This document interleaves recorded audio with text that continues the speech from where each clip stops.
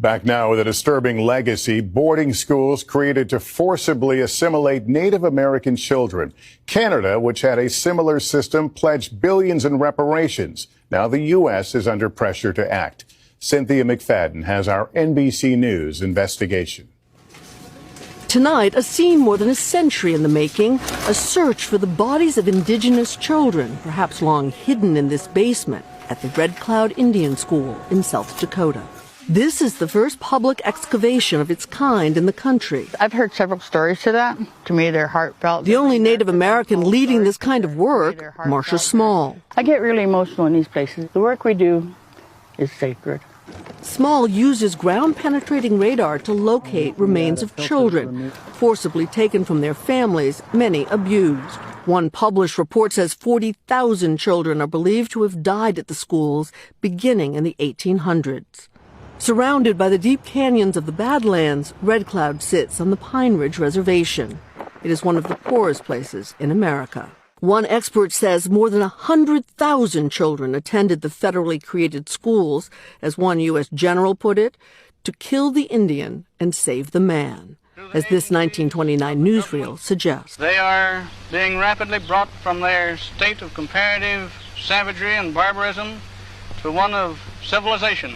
89-year-old Basil Braveheart went to Red Cloud, then known as Holy Rosary Mission School, beginning in the 1930s.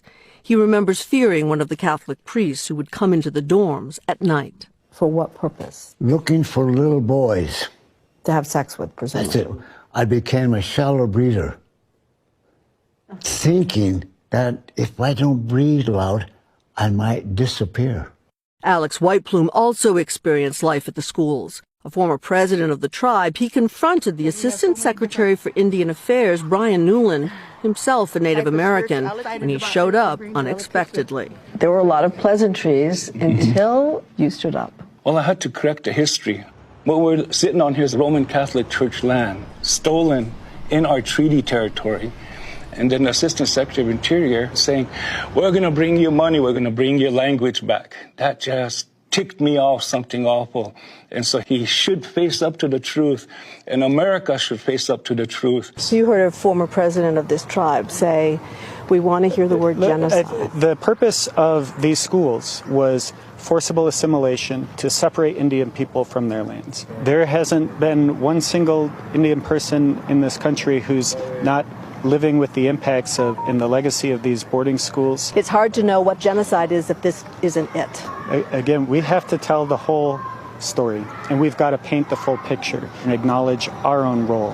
And we're at step one.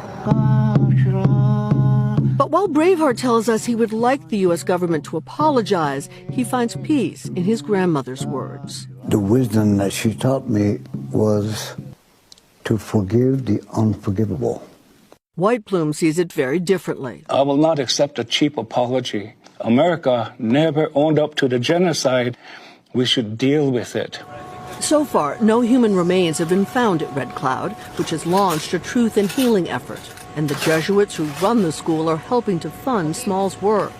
Community members we talked to say they will not rest until the whole truth, whatever it might be, is known. Cynthia McFadden, NBC News, Pine Ridge Reservation, South Dakota.